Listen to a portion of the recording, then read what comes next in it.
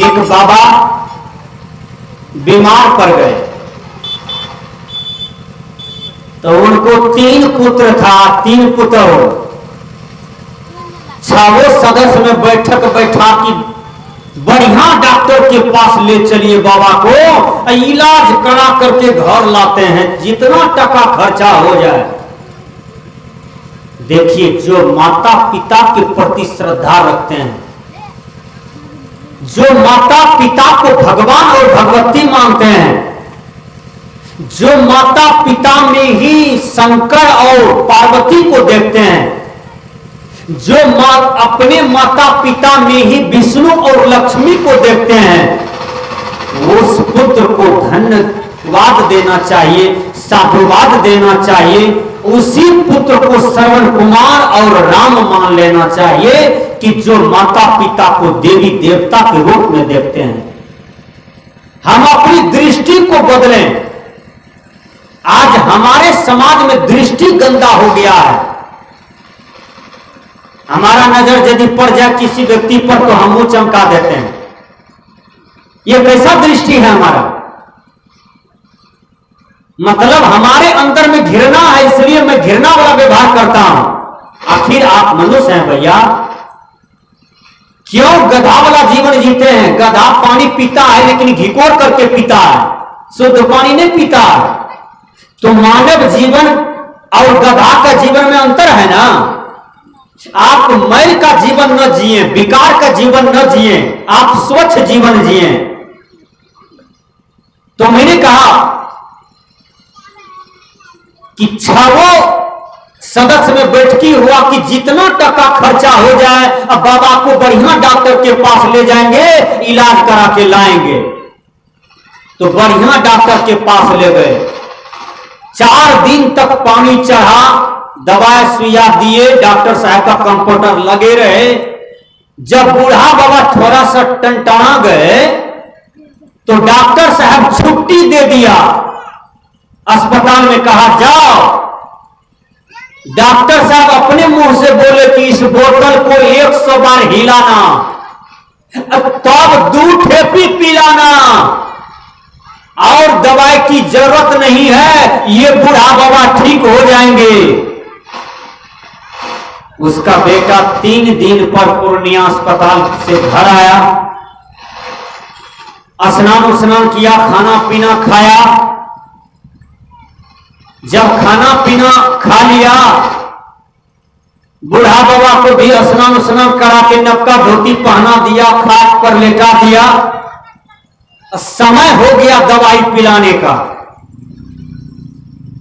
Doctor साहब बोले थे कि बोतल 100 बार हिला करके तब पिलाना। उसका बेटा जो डॉक्टर साहब से बात कर रहा था, बड़ा बेटा, उसका बायां कान बहरा था, एक दाहिना कान ठीक था लेकिन उसमें थोड़ा गुज्जू भरा हुआ था। उसको डॉक्टर साहब बोले कि बोतल को 100 बार हिलाना और तब 2 ठेपी पिलाना। वो कहा कि देखो डॉक्टर साहब बोले हैं 100 बार हिलाने के लिए बाबूजी को पकड़ करके, अब तब 2 ठेपी दवाई पिलाने के लिए। वो बूढ़ा तो बेचारा 4 ना ठीक हुआ था, 15 ना तो मरले था। 4 उसका बेटा पुतहु किया, एक हाथ पकड़ा, कोई हाथ पकड़ा, कोई टांग पकड़ा बूढ़ा का। बूढ़ा कहते हैं लटपटा करके, रे की कर भी हमरा कहाँ ला जाए छी, की कर भी बाबा तोरा दवाई पिलेवे, तो दवाई इन्हें पिलवे छे, दोनों हाथ टांग झुला के। कहा बाबा आप स्थिर से तो रहिए, 2 पुतो दोनों हाथ पकड़ती है, 2 पुतो और 2 बेटा दोनों हाथ को पकड़ा। बूढ़ा बाबा को खूब हिलाने लगा, खूब हिलाने लगा। 25-30 बार हिलाया बूढ़ा बाबा को, आंख आकाश अस्पताल में निरार दिया। 100 बार हिलाया, खूब हिलाया डोलाया, खूब टांग हाथ पकड़ करके बूढ़ा बाबा को 50-60 बार मंदा दम टूट गया होगा उसका। विचार कीजिए, जब 100 बार गिनती के साथ हिला दिया बूढ़ा को, खाट पर रख दिया, अब तब देखने के लिए जाता है कि बाबा को 2 ठेपी दवाई पिलाते हैं यार, बाबा उसमें रहेगा तब ना। बाबा तो हवा खाने चला गया, विचार कीजिए, बाबा चला गया दुनिया से हैं? तो डॉक्टर साहब बोले कि बोतल हिलाना तब 2 ठेपी पिलाना। तो ये संत महात्मा अनादि काल से आपको कह रहे हैं कि बेटा चोरी नहीं करना, झूठ नहीं बोलना, नशा नहीं खाना, व्यभिचार नहीं करना, हिंसा नहीं करना, ये 5 पाप नहीं करना। ये 5 पाप बैल करता है, कुत्ता करता है, गधा करता है, गिरगिट करता है, बिलाई करता है, गाय माल करता है। लेकिन मनुष्य कितना सुंदर प्राणी है। मनुष्य का घर देखिए 3 मंजिला, 10 मंजिला, 52 मंजिल का, 101 मंजिल का इमारत अमेरिका में बनता है। यह मनुष्य को रहने के लिए, तब खाने के लिए एक थाली में 56 वैरायटी का भोजन, और तब कपड़ा पर कपड़ा 10-10 हजार वाला, 20-20 हजार वाला, 50-50 हजार वाला फुल पैंट पहनते हैं। लेकिन मनुष्य तो भौतिक डेवलप कर लिया, लेकिन सुबुद्धि का डेवलप कब करेगा? सुबुद्धि का डेवलप ये सत्संग में होगा, ये संत महात्मा के संगति में होगा। नहीं तो कहीं स्थान नहीं है कि आपके सुबुद्धि का कहीं कोई विद्यालय है। पढ़ा लिखा विद्यार्थी जिसको जो एमए करता है, पीएचडी करता है, वो तो माँ बाप को झाड़ू से मारता है। विचार कीजिए कैसा विद्या को प्राप्त किया है। पढ़ा लिखा मास्टर, प्रोफेसर, इंजीनियर, कलेक्टर, पत्नी बीवी लेके अलग है। अब मां के लिए 10 टका भी उसके लिए आफत है, बाप के लिए 3 टका भी आफत है। मां के लिए एक साड़ी भी दशहरा में नहीं दे पाते हैं, लेकिन वेतन उठाते हैं 1.5 लाख महीना। मां के लिए 10 टका भी नसीब नहीं है। तो पढ़ लिख करके मूर्ख है कि नहीं? वो ज्ञान कौन देता है? वो ज्ञान संत महात्मा के संरक्षण में होगा। लव कुश को ज्ञान कहां प्राप्त हुआ? संत महात्मा के संरक्षण में। भरत, लक्ष्मण, शत्रुघ्न, राम भगवान को इतना बढ़िया सुबुद्धि, इतना बढ़िया सुंदर व्यवहार, इतना बढ़िया बोलने की कला, सुमधुर ज्ञान, रसगुल्ला से भी मीठा ज्ञान बोली कहां प्राप्त हुआ? ये संत महात्माओं के सहचर में, ऋषि मुनियों की संगति में।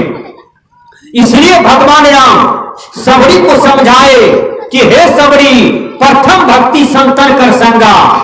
हे सबरी, अपने जीवन का यदि कल्याण करना चाहती है तो संतों की संगति करना, संतों की सेवा करना, संत के ही संरक्षण में रहना, ध्यान करते रहना, साधना में रहना और अपने जीवन को संयम में रखना। आज हम लोग बहुत असंयम में चले गए हैं। मसाला खाते हैं, सब्जी में सूखा मिर्चा 1 मुट्ठी लाए, सिल्ला में पीस करके आलू दे दिए, आलू में, कटहल के सब्जी में, आप सुसवा के भात रोटी में खा रहे हैं। अब भोरे लेटरिन करने गए तो मालूम पड़ता है पैखाना का रास्ता चीरते जा रहा है, एकदम लहर रहा है। खाने के काल में अच्छा लगा, अब परिणाम में जहर है। विचार कीजिएगा।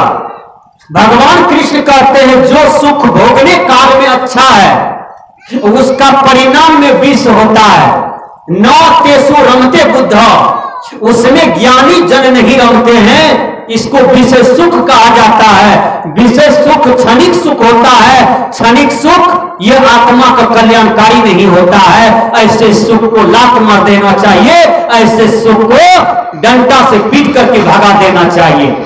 तो मैंने कहा हिलाना, डोलाना और तब पियाना, यह प्रवचन था मेरा। तो भगवान राम माता पिता का सेवा किए। या आप लोग किनका सेवा करते हैं? या आप लोग किसका सेवा करते हैं? माँ बाप का सेवा नहीं करते हैं। लेकिन घर में छोटका, जिस घर में आप रहते हैं उस घर में छोटका घर है। जितना बड़ा घर कबूतर का है, मुर्गा मुर्गी का है, पेरवा कबूतर का घर है, उतने बड़का घर गोसाई भगवान का है। कौन गोसाई का? तो ये क्या कहते हैं, मट्टी वाला गोसाई भगवान का है ना। माँ बाप को लात मारते हैं, जाते हैं बोल बम में घी चढ़ाने के लिए, जल चढ़ाने के लिए, टका खर्चा करने के लिए, लड़का कपड़ा पहन करके 2 घंटा के लिए बाबा जी बने हैं, 3 दिन के लिए लड़का कपड़ा पहन के बोल बम बोल बम। माँ बाप ये तो बीमारी बिना मरे छ है, माँ बाप एक तो बीमारी में मरे छ, आप बोल बम बोलते जा रहे हैं भर रास्ता, माँ मर गई बीमारी के चलते, दवाई के बिना के चलते, टका के चलते मां मर गई बीमार पड़ करके। आपको ये नहीं सूझा, आप गंजा पी रहे हैं, दारू पी रहे हैं, सिगरेट पी रहे हैं, भांग पी रहे हैं, शराब पी रहे हैं, उसमें पैसा खर्चा करते हैं। मां को 10 टका का टेबलेट चाहिए, पिताजी को 100 टका का कपड़ा चाहिए, आप नहीं दे पाते हैं। कैसा जीवन जी रहे हैं।